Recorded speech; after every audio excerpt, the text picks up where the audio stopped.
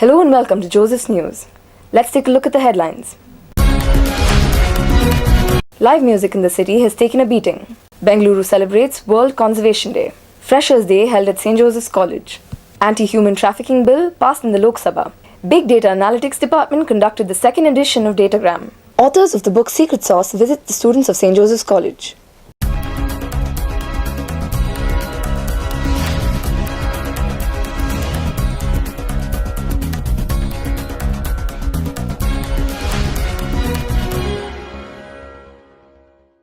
Let's take a look at the news in detail. Live music in the city has taken a beating.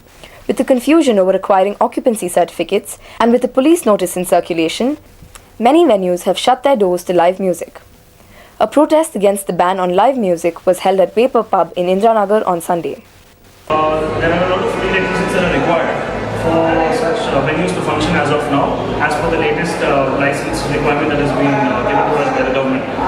All we are asking for as venues right now is to give us some time to adhere to it, and for those that we feel are not possible for us to acquire, we are in discussion with the government and we will see this through. If there is no sort of support from the government and if this sort of effective ban on music goes through, then we are going to be really affected in a lot of musicians. Approximately 400 venues have been given closure notices by the department, and that means you have about on an average 10,000 employees whose livelihoods are being affected. And we have tons of artists. I can't even count the number of artists who depend on these venues for their livelihoods, and on a regular basis. So all we're saying is give us a chance. We will comply with the law as venues, and if we don't want this to go through, it cannot go through because we want to save Bangalore, we want to save music. Unfortunately, because of this, there are many musicians who are losing out on an income. There are artists who have quit corporate jobs.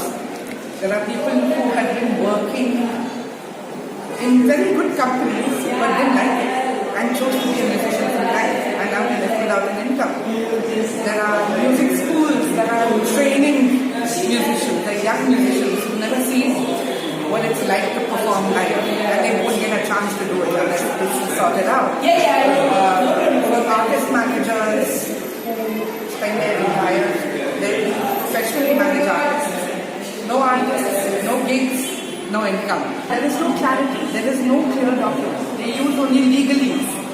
They use language that the layman does not understand. People don't know why this is happening. People don't know what they are doing wrong. The recent petition by Devjit Basu, a guitarist from the band Perfect Strangers, has crossed 15,000 signatures. While the livelihood of the musicians in the city is at stake, many are in the hopes of a clear statement from the government. Environmentalists in the city celebrated World Conservation Day. Team Parikrama led the celebration by sowing seeds at the Bannerghatta National Park. Environmentalists stressed on the need to ban the use of plastic and said that the concept of paper bags must be enforced. NOVATO 2018 was held at St. Joseph's College on the 30th of July. The chief guest for the event was Aarush from the band Swaha. We have our reporters Anusha and Keerthy from the field to tell us more about the event.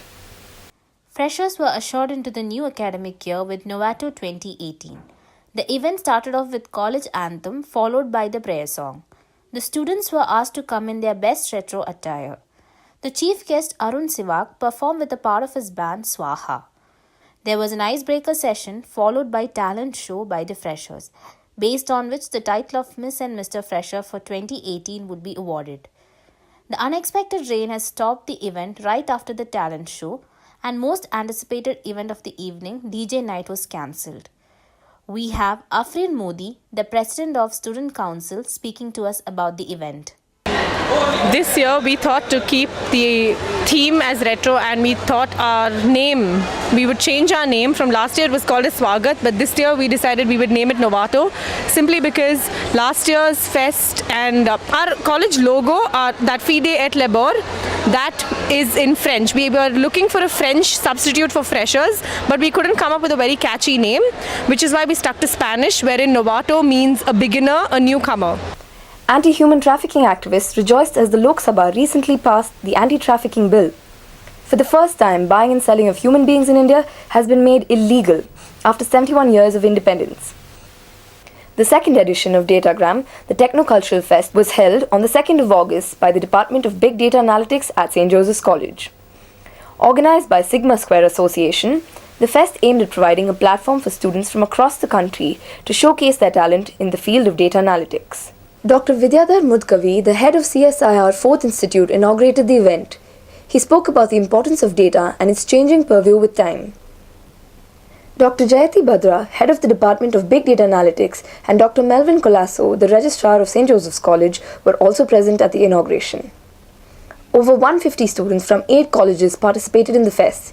Events such as Young Data Scientist, lecture contest, and quiz, among others, which tested the data analytical skills of the students, were conducted. Gaming events such as Mini Militia and Counter-Strike were also held. Priya Bala, the author of Footprints, A Trail of Meals and Memories, and Jayant Narayan, founder of Mani's Dum Biryani, together co-authored the book Secret Sauce. The book covers iconic restaurants from various cities of India. We have Desmond with us with an exclusive interview from the authors. Have you ever visited Vidyarthi Bhavan and wondered how a restaurant so old could be loved by so many generations of people? Well, wonder no more.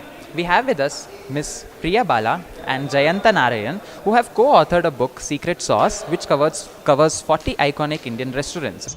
So India has a huge variety of food, different cuisines and stuff. So how did you narrow down these 40 iconic restaurants, as you call it? So we wanted to give our readers a flavor of the different kinds of businesses that were there. We also wanted to geographically represent all of India. So the 40 is not the best 40 or anything, it's just 40 interesting stories of different flavors, different regions and different types of food that they serve. Yes. There's a lot of diversity. I just like to say we have an Indian accent, which is a highly priced modern Indian restaurant. Then we have a tunde kebab in Lucknow. So that was the criterion behind the book, that as many flavors and as many types of restaurants from across the country as possible. So in terms of food, what did you learn in your travel? How did they keep up with the different times, different tastes that come up? So I think all these guys, what they've done is they've kept things very, very simple. They've not altered recipes, and I think they have not compromised on ingredients. That's something that we noticed throughout. They haven't modernized for the sake of modernizing. If a ghee is made from a cow, made fresh, they still use desi ghee. For example, Kesar has a vendor who supplies the same desi ghee that they used to buy 30-40 years ago. I think they've kept it very simple. Don't change the recipes. Don't change the quality of the raw material. And then the staff, a lot of these guys haven't tried to impose systems and standards. They've said that this guy knows his kid will learn the art and then do it, which is something we notice in a lot of the old restaurants. Yeah, if you look at the vintage restaurants in the collection, there are a few newer ones, but the old ones, the vintage restaurants as I like to call them, all have a similar approach to their food. As Jan said, it's very traditional, simple, classic, pure. There's an integrity to the way it's made. There's a lot of focus on getting the right ingredients. They don't do anything for to be gimmicky or to be different or to make an Instagram photo. They don't do that. Since you have a background in engineering, what would you recommend our students on how to balance the life between passion and earning a livelihood, I guess? Sure. So the first thing is, if you're able to study or do something in a field which is also your passion, that makes a big difference. Otherwise, what will happen is the only thing you're doing work for is for money. So then you make a lot of money so that you can pursue your passion.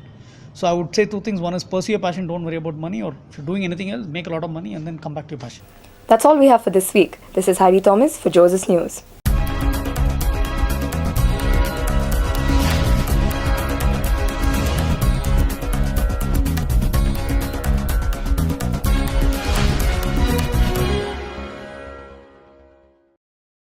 For weekly updates, subscribe to our YouTube channel.